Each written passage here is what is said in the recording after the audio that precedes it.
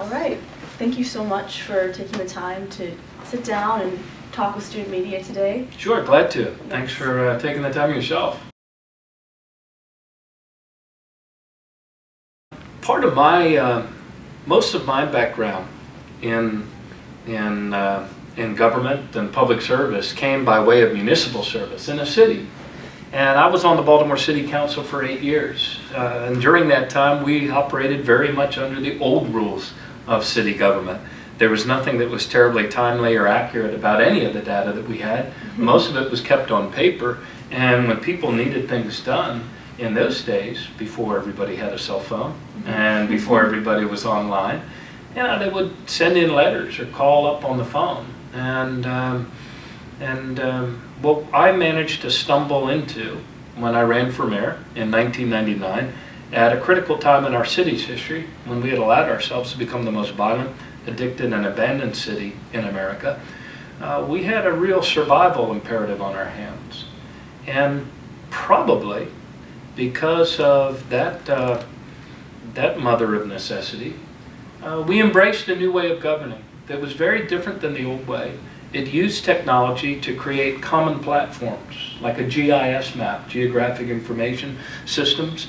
And instead of having a lot of separate silos of departmental data that never ever got to decision makers, the people responsible for deploying resources, we started having all of that data land, boom, on the same map every day.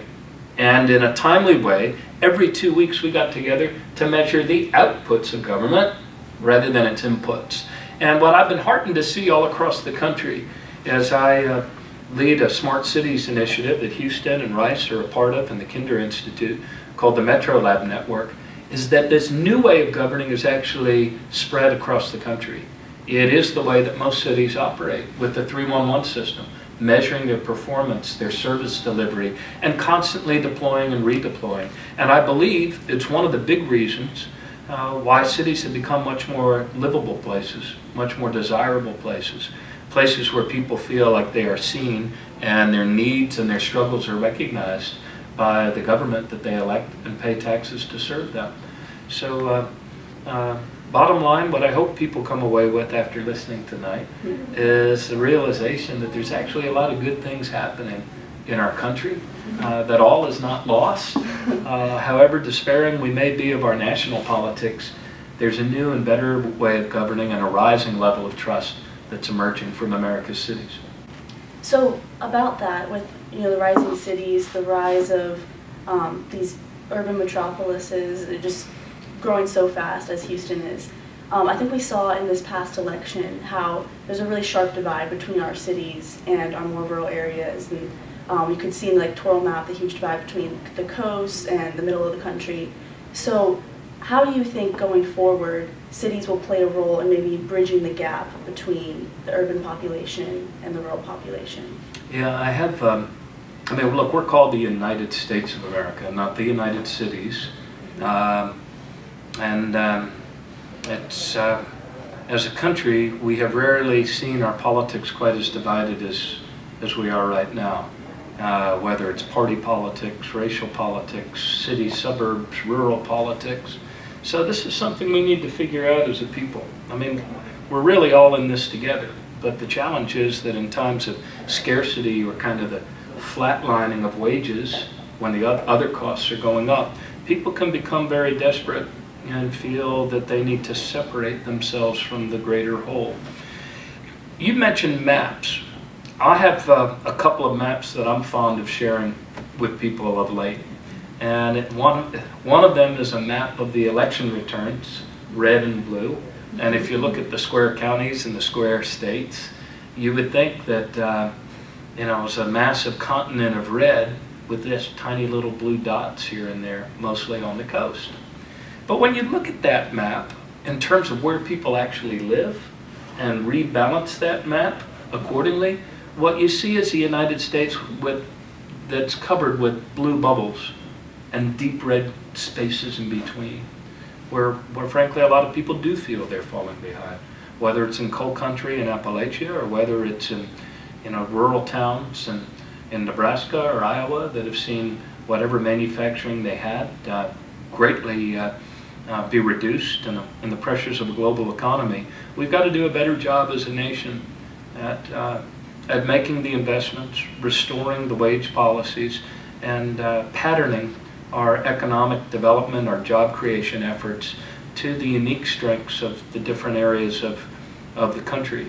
But one thing that won't stop, and that is the urbanization of the United States, because it's a global phenomenon.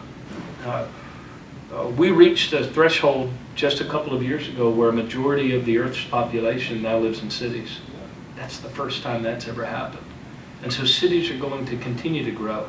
And the great challenge for cities is to grow in ways that also build an inclusive economy. And that cuts across so many issues, not just public safety, but affordable housing, mobility, all of these things. And even some wage and labor policies, as you see more cities passing things like an increased minimum wage, something that would have been heresy 15 years ago. Oh, you can't do that. You'll make your city off limits to business. Well, a lot of cities are saying that in fact they have a lot more clout to determine important aspects of some wage policies than they thought before. Look, we've got a lot of work to do to bridge those divides, but one thing's clear. Cities are going to become even more important both politically and economically in the years ahead. So shifting gears a bit from here, as a college student and as a law student, you were very active in politics and civic engagement, and you helped coordinate your fellow students to work on campaigns. So what advice would you have for college students today in order for them to become more politically active, especially in today's political climate, in order for them to, their voices to be better heard? Yeah, this is, I've rarely seen in my time the sort of rising desire to become more active in the politics of our country, quite like I see today coming, especially from younger people. Look, real people do things like running for office, or helping others run for office, or running for school board, town council. I think you're going to see more people running for office in reaction to the election of Donald Trump than you saw encouraged by the election of Barack Obama. And I think you're going to see that happen not just in, people aren't just going to run for office in those districts where they can flip a seat from red to blue or from Democrat to Republican. I think you're going to see a lot of generational change happening and challenges happening within the Democratic Party itself. And that's a good thing. Every party has to become more relevant and more active.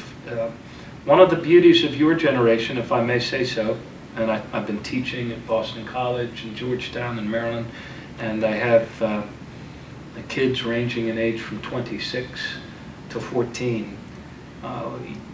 Your generation, as compared to my generation, is a lot more comfortable with the truth that you're citizens of the United States, but you're also children of this one planet, right? That certain resources, whether it's water or the air we breathe or the land, are things that in essence we kind of have, we have a responsibility to make sure we do not deplete or rob from future generations. And you all understand that. So, and your ability to communicate by way of the internet and to be able, look at the protests that happened at the airports after the Muslim ban. Look at the Women's March, so-called. I was there. There were a lot of guys there too. I was there. My sons were there. The ability to mobilize and the ability to have your voice heard, the ability to associate and join with others has never been easier for your generation. But at the same time, discerning what is real in your news feeds has never been more challenging. So the only advice I have is become more active and not less.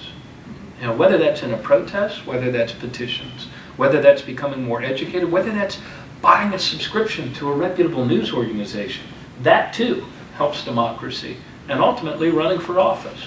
We need your generation to run for office sooner rather than later, because you all have a lot more to lose than some of the older people that are on this planet. And I have found in my own service that keeping our nerve center, our city stat room, which was sort of the central performance management, office, everybody kind of plugged into that, and we met every 2 weeks with all of the major departments. But it was always staffed with people whose average age was probably 22. It was a lot of first-time analysts, people with fresh eyes, people that come from, backgrounds where today, fortunately, it's everybody's cool with the fact that our people going to college have double majors, that they're not, unidimensional. And I think that's what we need to do even more of. Cities, towns, counties. If I were advising a young class of, say, public administrators or people that want to go into government, and I would encourage them to find a city or county performance management office.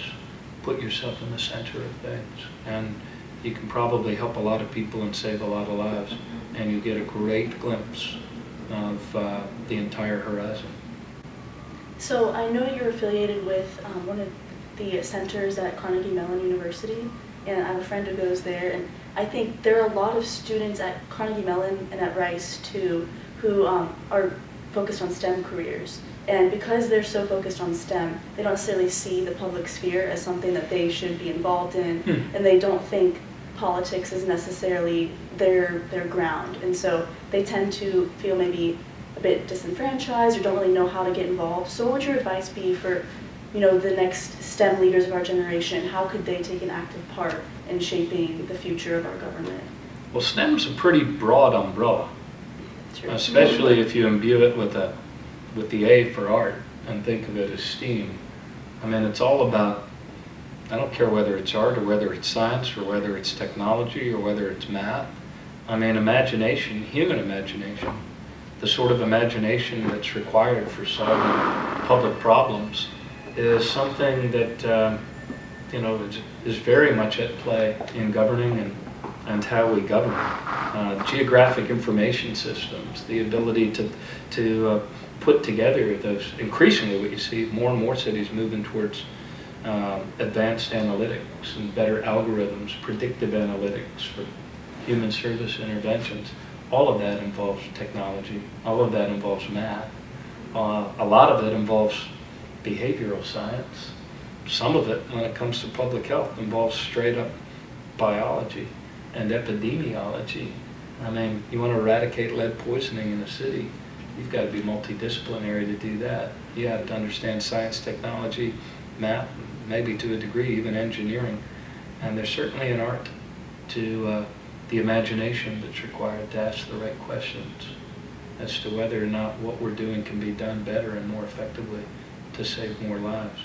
So I don't see a huge dichotomy between politics and science and technology and math. In fact, I kind of like the reality-based world. I like math, and I wish there were more of it in government. Well, I think we're about out of time. Ms. Graves was gesturing for us to wrap it up, but one last quick question. I don't know if you'll be able to answer this for us, but are you contemplating a 2020 presidential run? Yeah, I just might. I'm being, right now I'm speaking up however and wherever I can. I think the one thing that the only thing that each of us knows for sure right now is that this is not the time for any citizen to go silent. And having been blessed with the opportunity to serve as a mayor and as a governor and to have run for president, I'm going to do everything I can to speak up for the country we carry in our hearts. The freedoms that our Constitution was written to protect, the dignity of every person. And I believe that our country's best days are still in front of us. So I'll keep an open heart and an open mind. I thank you for asking. And I'm going to be out there doing everything I can to help get our country back on course, whatever that future might be.